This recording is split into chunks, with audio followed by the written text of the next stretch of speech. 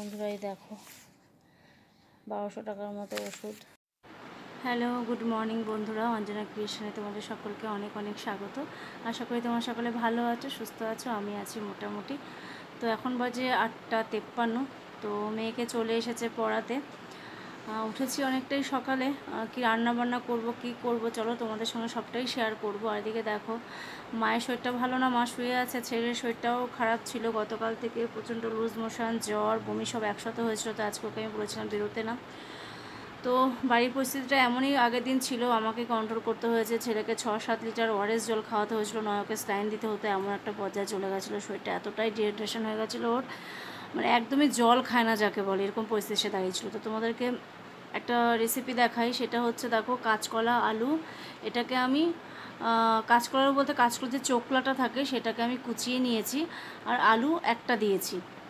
এটা ভালো করে জলে নুন হলুদ দিয়ে সেদ্ধ করেছি, 5-15 সম্বাদ দিয়ে এই জিনিসটা করছি। এটা ক্যালসিয়ামের যাদের কম তাদের পক্ষে খাওয়াটা খুবই ভালো। আর এটাকে তুমি ধনেপাতা দিতে পারো, একটু রসুন দিতে পারো, মানে অনেক কিছুই এটা কারুকার্য করা যায়। তো আমি সিম্পলভাবেই করেছি। আর কি বলবো, খুবই টেস্টি হয়েছিল, তোমরা করে খেতে পারো। আর দুপুরে রান্না হবে দেখো ঝিঙা দিয়ে, আলু দিয়ে, কাঁচকলা দিয়ে, মাছ দিয়ে পাতলা করে ঝোল করব। আর ভাত আমার এখন অবধি নামানো হয়নি, আমি গ্যাস অফ করে রেখে দিই কিছুক্ষণ, তোমাদের বলি না। তো দেখো এই যে হয়ে গেছে কাঁচকলা চোকলা দিয়ে আলু দিয়ে একটা রেসিপি, খুব সুন্দর, কিন্তু তোমরা খেতে পারো। তো অমল যেহেতু অফিসে যাবে, তো ভাবলাম ওকে 1 পিস মাছ ভেজে দিই। তো মাছটা ভাজতে বসিয়ে দিয়েছি, মানে তেলটা গরম করতে বসিয়ে দিয়ে ভাতটা বাড়তে চলে এলাম, আর এদিকে মাছ ভাজা করে ওকে দিয়ে দিলাম, আর পরপর সব মাছগুলো ভেজে নিলাম। তো সবাই মিলে একটু বসেছি, অমল খেতে বসেছে, অনেক কথা আলোচনা হচ্ছে। অ্যাকচুয়ালি পরিস্থিতিটাই এত কঠিন, যেখানে মানে কিছু বলার নেই, তোমরা নিশ্চয়ই বোঝো, আর বোঝানোর কিছু নেই। অনেকটাই কঠিন আর কি লড়াই চলছে আর কি। 2 বছর তো, আর হাঁপিয়ে যাচ্ছি আর কি, আর পেরে উঠছি না। তো বলে না যে লড়াই করতে থাকো, ঠিক ভালো সময় আসবে, সেটাই আর কি করছি। আর এদিকে দেখো সবার জন্য ভাত বেড়ে নিয়েছি। ছেলে আর মা কাঁচকলা সেদ্ধ দিয়ে খাবে, আর আমি মেয়ে ওই কাঁচকলার চোকলা দিয়ে আলু দিয়ে তরকারিটা করে খাচ্ছি। এতটাই টেস্ট হয়েছিল বন্ধুরা, তোমাদের কি বলবো। প্লিজ তোমরা বানিয়ে খেও, অল্প তেল দিয়ে করেও যদি তোমরা খাও না, তোমাদের শরীরের পক্ষে খুব ভালো। এবং এটাতে কোনো রকম কিছু দেওয়াই লাগে না, একটু মিষ্টি দিলে, একটু ধনেপাতা ছিটিয়ে দিলে খেতে ভীষণ সুস্বাদু হয়। তো সেটাই তোমরা যদি খাও করে খেতে পারো। আর এখানে মেয়েকে দিয়েছিলাম, মেয়ে তো শুধুমাত্র পাঁপড় ভাজা আর শুধু ভাত নিয়েছিল, বলেছিল খাবে না।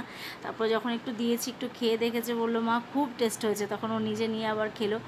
তো মায়ের যেহেতু পেটটা ঠিক ছিল না, মা আর ছেলে খাবে না বলছিল, তারপর দেখলাম দুজনেই আবার খেলো। আর ছেলেরও কোনো ক্ষতি হবে না, তার কারণ হচ্ছে এটা শুধু কাঁচকলার চোকলা।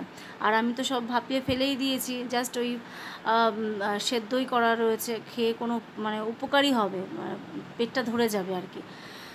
তো এটা হচ্ছে ব্যাপার। তো চলো বন্ধুরা খাওয়া দাওয়া করি, একটু রেস্ট করব, করে প্রেশার ওষুধটা খাবো। খাওয়া দাওয়ার পর তোমাদের সামনে আবার আসছি, আর তোমাদের সঙ্গে শেয়ার করব ডাক্তার আমাকে কি বললো না বললো। তার কারণ হচ্ছে আমি ডাক্তার যে দেখিয়েছি সেটা তো ভিডিও আমি করিনি, কিন্তু কোন ডাক্তার দেখালাম, কী ওষুধ দিয়েছে, সবটাই তোমাদের সঙ্গে শেয়ার করব আজকের ভিডিওতে। তো পুরো ভিডিওটা দেখো, তো জানতে পারবে যে অঞ্জনা কী পরিস্থিতিতে আছে, তারপরেও মুখে হাসি রাখে এবং ভালো থাকার লড়াইটা করে যায়। আর এটা আমি ক্যান্সার চলাকালীন থেকে যুদ্ধটা করছি তা তো নয়, এটা আমার মানে কি বলবো, লড়াইটা আমার চলে আসছে অনেক দিন ধরেই।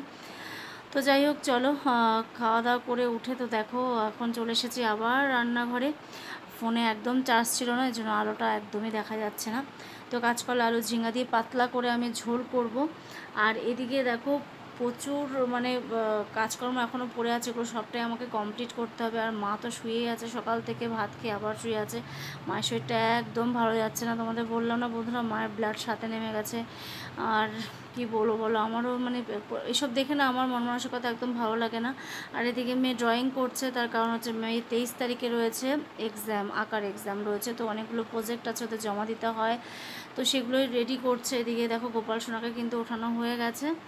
তো সব কাজকর্ম আস্তে আস্তে আমি কমপ্লিট করে নিয়েছি, যেহেতু আমাকে নিজেকেই করতে হবে। তো দেখো মাছের ঝোল হয়ে গেছে, আর দেখো এইটুকু পড়ে রয়েছে তরকারিটা। তো যাই হোক, আজকে দুপুরের মেনু আমাদের এটাই। এবার চলো রান্নাঘরটা গুছিয়ে নিই। তো দেখো রান্নাঘর মোটামুটি সবটাই গোছানো হয়ে গেছে, থালা বাসন মাজা হয়ে গেছে, সবটাই পরিষ্কার। অ্যাকচুয়ালি রেগুলার না আমি আর পেরে উঠি না, আর রান্নাঘরে ঢুকলে এত পরিমাণে ঘামতে থাকি, আমার মনে হয় সত্যি কথা বলতে আমার মানে কী বলবো, শরীর প্রচণ্ড খারাপ করতে থাকে, প্রচণ্ড খারাপ। কিন্তু কিছু করার নেই, আমার তো হেল্প করার কেউ নেই, আমাকেই করতে হবে।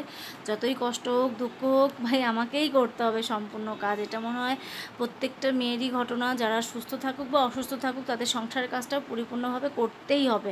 কারণ তার ছেলে মেয়ে সন্তানদের পরিচর্যা করা, ভালো রাখা একটা মায়ের দায়িত্ব, মায়ের কর্তব্য। তো যাই হোক, তো বন্ধুরা স্নান হয়ে গেছে। তো গাছ থেকে একটু বেল পাতা ছিল আমার ভোলা বাবার জন্য, আর আমার গোপাল বাবা তো তুলসী পাতাতেই সন্তুষ্ট। ফুল যখন থাকে না তুলসী পাতা দিয়ে দিই। মামি যে ফুলটা সকালে দিয়ে যায় গোপাসনটা যখন ঘুম থেকে তোলে তখনই দিয়ে দিই, কারণ সাদা ফুলগুলো না একদম শুকিয়ে যায়, যা গরম, তার জন্য দিয়ে দিই। জবা ফুল বড় মার চরণে দিয়ে দিই। এখন শুধু তুলসী পাতা দিয়ে দেবো, যেহেতু ফুল নেই। আমাদের গাছের বেলপাতা রয়েছে, ভোলানাথকে দেওয়ার জন্য, যে গাছ থেকে এখন বেলপাতা পারবো। চলো বেলপাতা পেয়ে নিই।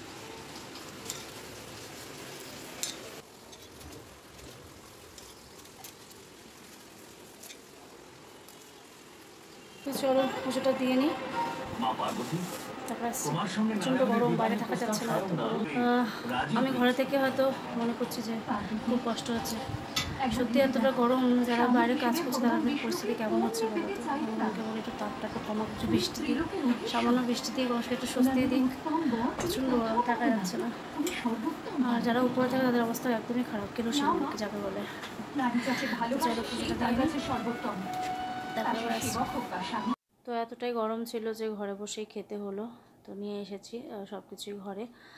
তো খেতে বসে গেছি আমরা সবাই, ছেলের জন্য ভাত বেড়ে রেখেছি, ছেলে আসছে স্নান করে খেতে বসবে। তো চলো তোমাদের সঙ্গে একবারে দেখা হচ্ছে বিকালে, এবং তোমাদের তখনই দেখাবো যে আমাকে ডাক্তার কী কী ওষুধপত্র দিয়েছে, সবটা তোমাদের সঙ্গে শেয়ার করবো।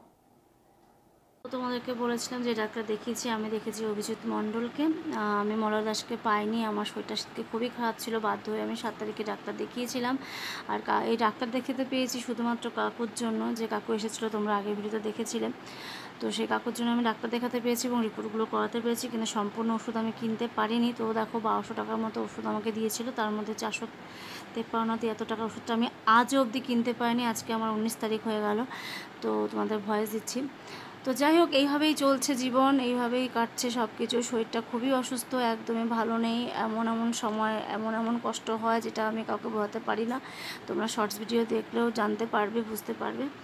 তো যাই হোক, ভালো নেই এটুকু তোমাদেরকে বলবো। তোমরা পাশে থেকেও, সাথে থেকেও, পুরো ভিডিওটা দেখো, আর প্লিজ পারলে একটু শেয়ার করো, সাবস্ক্রাইব করো। তোমাদের সাপোর্ট, তোমাদের সহযোগিতা আমার একান্ত প্রয়োজন, এটুকুই তোমাদেরকে বলবো। সকলে ভালো থেকো, সুস্থ থেকো, এটাই গোপালের কাছে প্রার্থনা করি। তো আজকের মতো ভিডিওটা এখানেই শেষ করছি। সকলে ভালো থেকো, সুস্থ থেকো। জয় গোপাল সকলকে, টাটা।